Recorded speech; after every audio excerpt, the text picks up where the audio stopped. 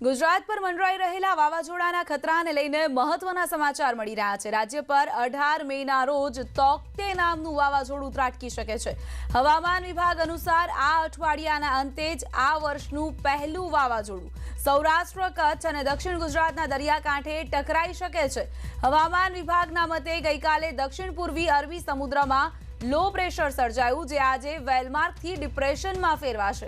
ત્યારબાદ દક્ષિણ પૂર્વી અને પૂર્વ મધ્ય અરબી સમુદ્રમાં અસર વધશે અને પછી ઉત્તર પશ્ચિમથી વાવાઝોડું ગુજરાત તરફ આગળ વધશે।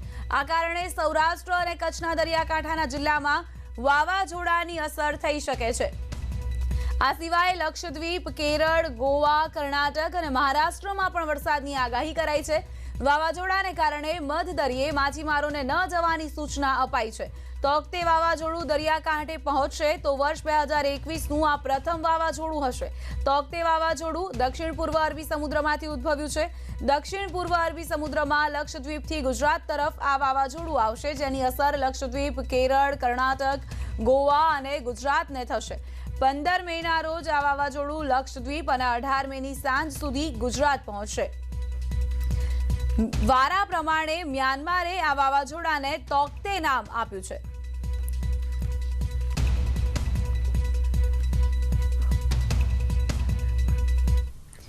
ગુજરાત પર મંડરાઈ રહેલા સંભવિત ખતરાને લઈને તંત્ર એલર્ટ છે। તૌક્તે વાવાઝોડું ગુજરાતના દરિયાકાંઠે ટકરાઈ શકે તેવી શક્યતાના પગલે દરિયાકાંઠાના જિલ્લાઓને એલર્ટ કરાયા છે અને ખાસ તકેદારીના ભાગરૂપે વ્યવસ્થા પણ ગોઠવી દેવામાં આવી છે। દ્વારકા, પોરબંદર, ગીર સોમનાથ અને વલસાડ જિલ્લાના કલેક્ટર્સને ખતરાને પહોંચી વળવા માટે તૈયારીઓ શરૂ કરી છે। સાથે જ માછીમારોને પણ જરૂરી સૂચનાઓ આપી દેવાઈ છે।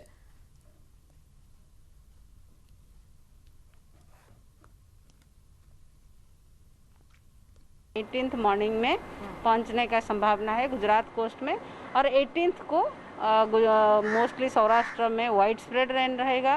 Heavy to very heavy at a few places rain रहेगा और आइसोलेटेड एक्सट्रीमली हेवी रेन भी होने का संभावना है। અરબી સમુદ્રમાં સર્જાયેલા તૌક્તે નામનું વાવાઝોડું આગામી દિવસોમાં સૌરાષ્ટ્રના દરિયા કિનારે ટકરાય તેવી શક્યતાઓ છે। તેને લઈને માછીમારોમાં ચિંતા જોવા મળી રહી છે। પોરબંદરના બંદર પર હાલમાં 3000 જેટલી નાની મોટી બોટ્સ લાંગરેલી છે, ત્યારે વાવાઝોડા સાથે જો પવનનું પ્રમાણ વધારે હશે તો બંદરમાં લાંગરેલ બોટ્સને મોટું નુકસાન પહોંચી શકે છે તેમ છે। પોરબંદર બોટ એસોસિએશનના ઉપપ્રમુખ દ્વારા એવું જણાવવામાં આવ્યું હતું કે તેઓને આ અંગે કોસ્ટગાર્ડ દ્વારા જાણ કરવામાં આવી છે, જોકે જેની જવાબદારી છે તે ફિશરીઝ અને જીએમબી સહિત કોઈ પણ કચેરી દ્વારા માછીમારોને કે તેઓના એસોસિએશનને કોઈ જ જાણકારી નથી આપવામાં આવી। પોરબંદર ખાતે વાવાઝોડું ત્રાટકે, પોરબંદર ખાતે જો વાવાઝોડું ત્રાટકવાની તૈયારી હોય તો નુકસાની એટલી પારાવાર થશે ને કે માછીમારની બોટો એક તો અહીંયા એટલી એમ કહો ને કે ખીચોખીચ કે જે સંખ્યા એટલી છે કે એનો સમાવેશ જ નથી થતો। હવે જે બીજી બારોબાર બોટ છે, જે માનો કે અત્યારે ફિશિંગમાં છે 200 બોટ, 150 થી 200 બોટો હજી ફિશિંગમાં છે, એને અમારે કઈ રીતે સમાવેશ કરવો ને આવે તો અમારે એને બહાર રાખવી પડે ને બહાર રહે તો નુકસાની બહુ પારાવાર થાય। ભાવનગરમાં દરિયાઈ વિસ્તારોને એલર્ટ કરવામાં આવ્યા છે। માછીમારોને દરિયો ન ખેડવાની સૂચના અપાઈ છે। કુંડાના દરિયાકાંઠે બંદોબસ્ત ગોઠવવામાં આવ્યો છે। દરિયાકાંઠાના ગામોને એલર્ટ કરવામાં આવ્યા છે।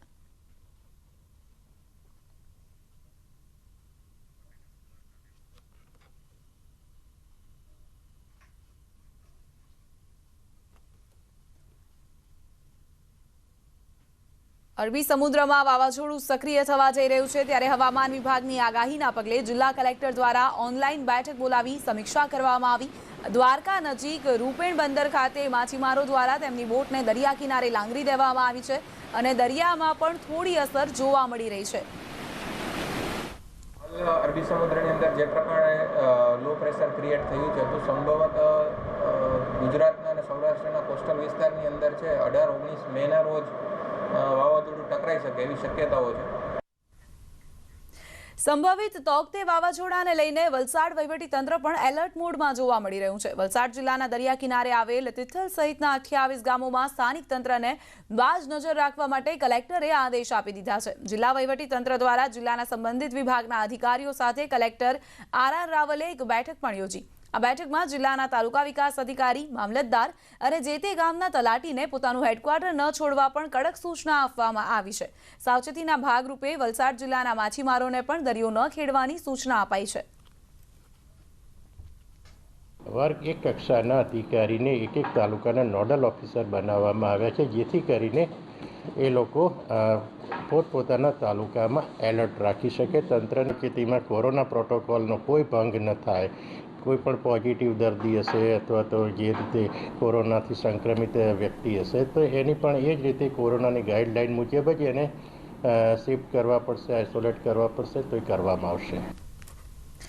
ગીર સોમનાથના કોડીનારના છારા ગામે શાહપુરજી પાલોનજી કંપનીના સિમર પોર્ટની જેટીની ચાલતી અવિરત કામગીરી દરમિયાન સમુદ્રમાં ભારે કરંટ આવતા દરિયામાં ઊભું કરેલું પ્લેટફોર્મ અચાનક ત્રાંસું થઈ ગયું. શાહપુરજી પાલોનજી કંપનીને કરોડોનું નુકસાન થયું છે. પ્લેટફોર્મ પર કામ કરતા અનેક કર્મચારીઓના જીવ પણ જોખમમાં મુકાઈ ગયા. અરબી સમુદ્રમાં ડીપ ડિપ્રેશન એક્ટિવ થયું છે અને ગમે ત્યારે તે વાવાઝોડામાં પરિવર્તિત થઈ શકે તેમ હોય હવામાન વિભાગ દ્વારા દરિયા કિનારાથી દૂર રહેવાની સૂચના આપી છે. પરંતુ તેમ છતાં આ કંપની દ્વારા દરિયામાં જેટીનું કામ ચાલુ રાખવામાં આવ્યું, જેના કારણે જે કર્મચારીઓ હતા તેમના જીવ પણ જોખમમાં મુકાયા. અન્ય કર્મચારીઓએ બોટ દ્વારા દોરડાવાળી ટ્યુબ ફેંકીને પ્લેટફોર્મ પર રહેલા કર્મચારીઓનો જીવ બચાવ્યો. જોકે તંત્ર હજુ પણ આ ઘટના અંગે અજાણ છે. સુરતમાં અસામાજિક તત્વોનો આતંક યથાવત છે. ગુંડા તત્વો સામાન્ય નાગરિકો પર રોફ જમાવી રહ્યા છે, તેમને નુકસાન પહોંચાડી રહ્યા છે. વાયરલ વિડીયો કાયદો અને વ્યવસ્થાની પોલ ખોલી રહ્યા છે.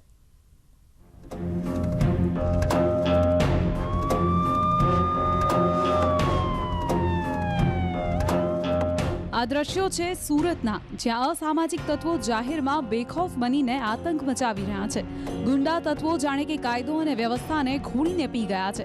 તેઓ જાહેરમાં કોઈને પણ મારે છે, કોઈના પર પણ જીવલેણ હુમલો કરે છે.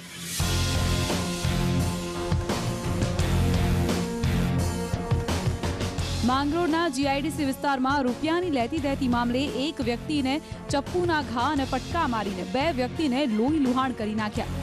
બંને વ્યક્તિના જીવ જોખમમાં હતા, તેમ છતાં સ્થાનિકો કંઈ ન કરી શક્યા. સ્થાનિક કંપનીમાં કામ કરતા વ્યક્તિનો તેના કારીગરો સાથે રૂપિયાની લેતી દેતી મામલે વિવાદ થયો હતો. આ વિવાદે હિંસક સ્વરૂપ ધારણ કરી લીધું. બંને ઈજાગ્રસ્તોને સારવાર માટે 108માં હોસ્પિટલ ખસેડવામાં આવ્યા હતા.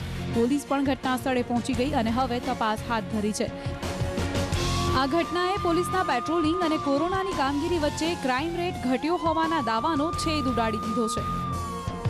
બીજી ઘટના છે સુરત શહેરના લસકાણા વિસ્તારની, જ્યાં કેટલાક યુવાનોએ એક બાઇક સવાર યુવકને માર મારી બાઇક પરથી જમીન પર પાડ્યો હતો. અસામાજિક તત્વોએ યુવકને જાહેરમાં ઢોર માર માર્યો. આ ઘટના પણ સીસીટીવી કેમેરામાં કેદ થઈ ગઈ. વિડીયો વાયરલ થતા સરથાણા પોલીસ હરકતમાં આવી અને તપાસ હાથ ધરી છે.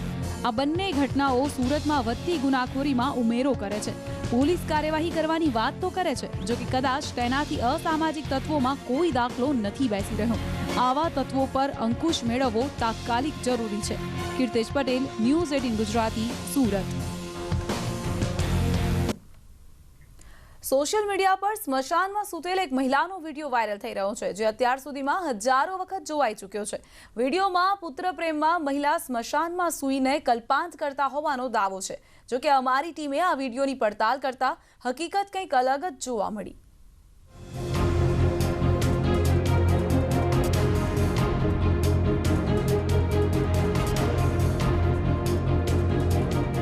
સ્મશાનની રાખમાં સૂઈ રહેલી મહિલા, પુત્ર પ્રેમમાં કલ્પાંત કરતા વૃદ્ધા. બનાસકાંઠાના અમીરગઢ તાલુકાના જૂની રોહ ગામનો આ વિડીયો છે. સ્મશાનમાં લાકડાને બાથ ભરીને સૂતેલા વૃદ્ધ મહિલાનો ફોટો સોશિયલ મીડિયામાં ખૂબ જ તેજીથી વાયરલ થઈ રહ્યો છે. જેમાં નીચે લખ્યું છે કે આ વૃદ્ધ મહિલાનો પુત્ર 4 માસ અગાઉ મૃત્યુ પામ્યો હતો. તેની યાદમાં આ વૃદ્ધ મહિલા સ્મશાનમાં જઈ જ્યાં તેના પુત્રના અગ્નિ સંસ્કાર કરાયા હતા ત્યાં જઈને સૂઈ જાય છે અને કલ્પાંત કરે છે. માતાના પુત્ર પ્રત્યેના પ્રેમની આ તસવીર જોઈને દેશભરમાં લોકોની આંખો ભીની થઈ ગઈ. હજારો લોકોએ આ તસવીર પ્રત્યે પ્રેમ વરસાવ્યો.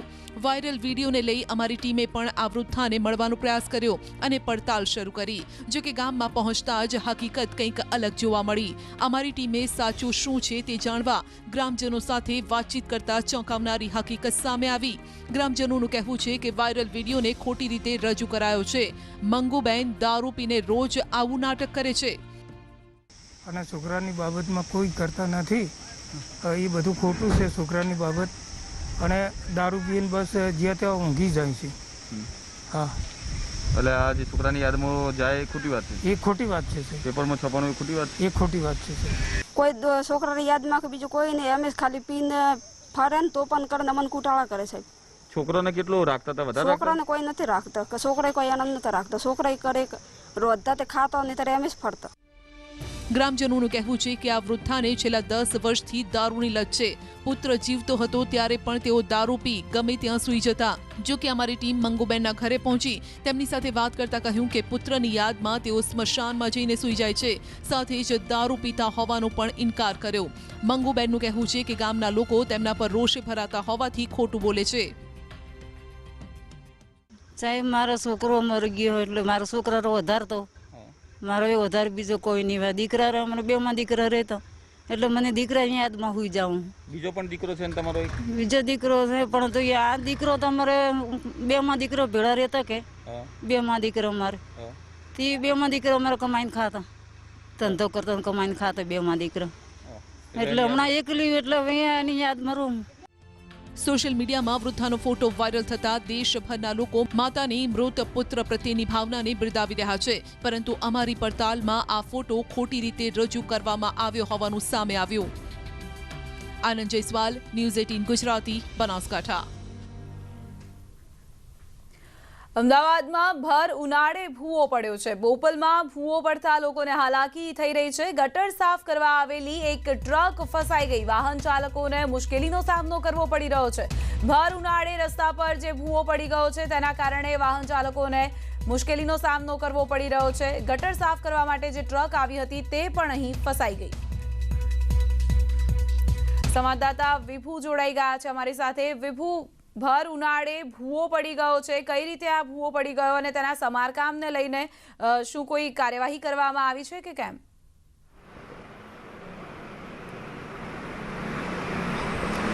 પ્રિયંકા, અમદાવાદ શહેરમાં ભૂવા પડવાની જે સમસ્યા છે તે ખૂબ જૂની છે. કારણ કે ચોમાસામાં ભૂવા પડે તે તો સમજાય છે, કારણ કે ચોમાસામાં ઠેર ઠેર ભૂવા પડતા હોય છે. પરંતુ અત્યારે જે ભૂવો પડ્યો છે તે બોપલ વિસ્તારમાં ભર ઉનાળે ભૂવો પડ્યો છે અને લોકો પરેશાન છે. આપણે દ્રશ્યો બતાવવા માંગીશ પહેલાં તો, કે જે રીતે અત્યારે બોપલનો આ મેઇન જે રોડ છે અને રોડ ઉપર જ ભૂવો પડ્યો છે. ગઈ રાતે છે તે આ ટ્રક છે તે ગટર સાફ કરવા માટે બોપલ આવી હતી અને કામ ચાલી રહ્યું હતું. ત્યારે આ જે ટ્રક છે તે સાઈડમાં રાખવામાં આવી હતી, પરંતુ અત્યારે આપ જોઈ શકો છો કે સાઈડમાં પડેલી જ્યાં ટ્રક ઊભો હતો ત્યાં જ આખો રોડ છે તે દબાઈ ગયો, ભૂવો પડ્યો છે અને તેના કારણે ટ્રકનો એક સાઈડનો ભાગ છે તે આખો દબાઈ ગયો છે. વ્હીલ છે તે આ ટ્રકના જે વ્હીલ છે તે આ ભૂવામાં બેસી ગયા છે. એટલે કે આ દ્રશ્યો સીધા જોઈ શકો છો, કારણ કે આ જે રોડ છે તે મેઇન રોડ છે અને અચાનક જ આ ટ્રક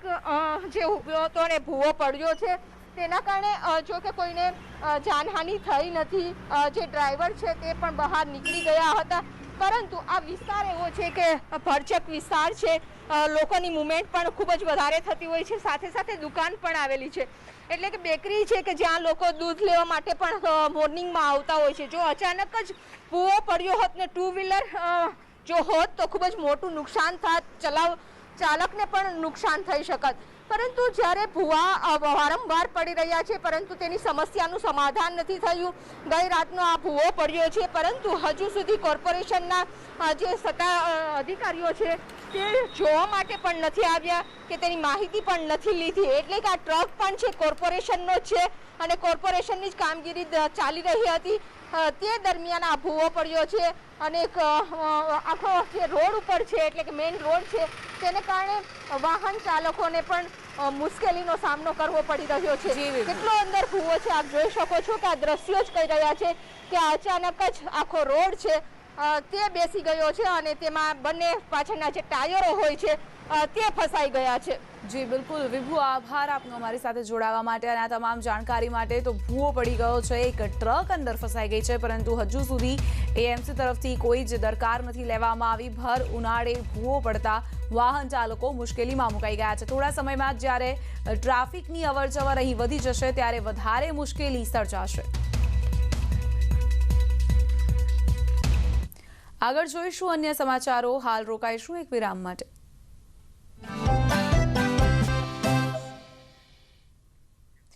વેલકમ બેક. ગામડાઓને કોરોનાથી બચાવવા માટે વિસનગર એપીએમસીએ પહેલ કરી. તાલુકાના ગામોમાં એક મેડિકલ ટીમ મોકલી. આ ટીમ કોરોનાના પ્રાથમિક લક્ષણો ધરાવતા દર્દીઓને દવા અને જરૂરી માર્ગદર્શન આપી રહી છે.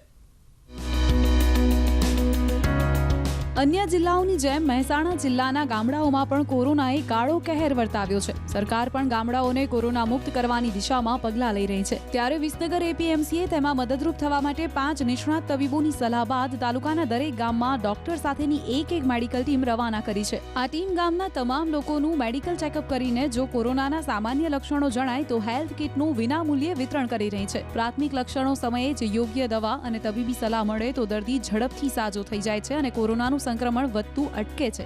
તે આશયથી આ સેવા શરૂ કરાઈ છે. એપીએમસી દ્વારા અત્યાર સુધી 70 ગામમાં 11,500 હેલ્થ કિટનું વિતરણ પણ કરવામાં આવ્યું છે.